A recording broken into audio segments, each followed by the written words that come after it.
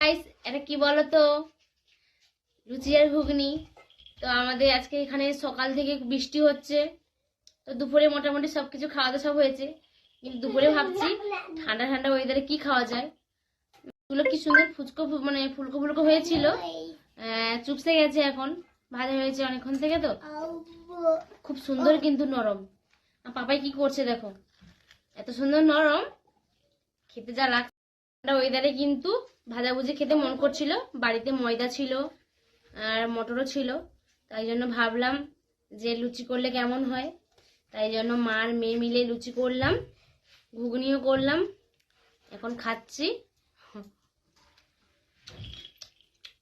ভালো লাগছে খেতে, দারুণও হয়েছে। আমাকে দাও না। পাপাই বলছে আমাকে দাও না, তুমি খাচ্ছ যে। নাও,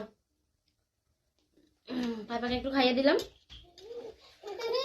তো তোমরা বাড়িতে সবাই কি কি মানে কি কি বানিয়ে খাচ্ছ বলো তোমরা। তো আমাদের এখানে বৃষ্টি হচ্ছে, সব জায়গায় বৃষ্টি হচ্ছে কিনা আমি জানি না। তোমরা কমেন্টে বলো কাদের মানে ওখানে বৃষ্টি হচ্ছে না হচ্ছে। চলো টাটা, গুড নাইট।